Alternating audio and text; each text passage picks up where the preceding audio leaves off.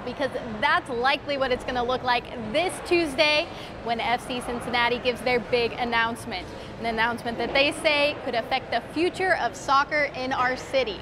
Now, they didn't come right out and say that all of this is about an MLS bid, but we have had multiple sources confirm that it is. And if you look at the people who are attending this event, that is further evidence. We know that FC officials will be there. We know that city officials will be there. And most notably, we know that Don Gerber, who is the commissioner of Major League Soccer, he will be there too. Of course, every FC fan isn't going to fit in this room, but to celebrate 3CDC is throwing a big watch party downtown at Fountain Square. We spoke to them to hear more of what you can expect. Gosh, how popular FC is, I'm expecting a pretty big crowd between the downtown work crowd and, since it's been announced that there's an announcement, I think there are some people who might even take off work for it. Now, I know what you're thinking with all of this information. What does this mean? Does this mean that FC Cincinnati got the MLS bid? Well, according to our sources, they say it would be strange for MLS to throw a party and then say you lost. But of course, you don't want to jinx it, and nothing is for sure until this event on Tuesday. Live at Rhinegeist Brewery, Breanna Molloy, 9 on your side. Breanna, thanks so much. A yes from the MLS means a big construction project from Rhinegeist and over the Rhine. Let's head over to our Ashley Zilka live in the West End, where FC Cincinnati previously announced it would build its MLS-required stadium. Ashley.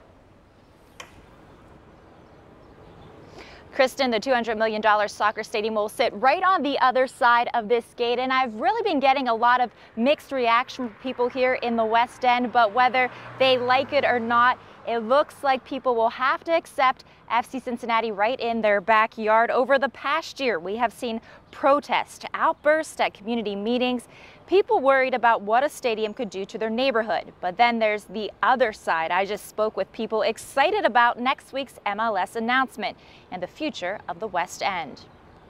At the early stages of this, we were kind of ambivalent and really weren't sure which way to go. But in the final analysis, this kind of investment in a neighborhood we think is really going to be good for everybody. Now, I just spoke with the president of the West End Community Council on the phone. He says he's excited to collaborate with FC Cincinnati. On the other hand, I spoke with a woman down the street. She's so upset. She says she plans to move. Reporting live, Ashley Zilka, 9 on your side. All right, Ashley, thank you. Let's bring in our sports director, John Popovich, to talk a little bit more about what next season would look like and if, in fact, Tuesday this announcement is made. We have been waiting, fans have been waiting a long time, obviously, for this announcement.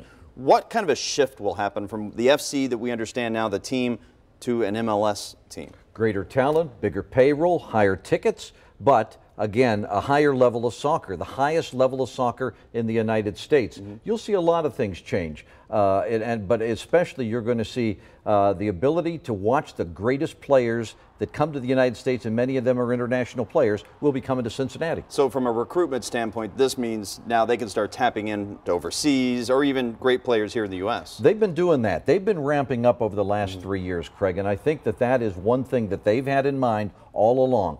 Improve the coaching staff, improve the personnel. Certainly it'll improve even more because other guys will be attracted because higher salaries will be able to pay, and plus the ability to play in the MLS and come to a place that's crazy about soccer is also a great attraction. Sure, absolutely. Now, what about the coaches? We talk about the turnover of players and getting better players. Do you start improving your coaching staff as well? Well, I think they've already done that too, and that's happened over the last couple of years with Alan Koch, who has international experience. I have to think that he's still a good choice to be in charge of this one. However, there's probably going to be more coaches. They've already brought in a technical assistant. I think you'll see more coaches more than anything else rather than the guy in front, but who knows what's going to happen. All right, John Popovich with the answers there. And of course, John will continue to follow this story for you as the announcement comes on Tuesday, at least what we think will be the MLS announcement, and of course anything that develops after that as we proceed forward.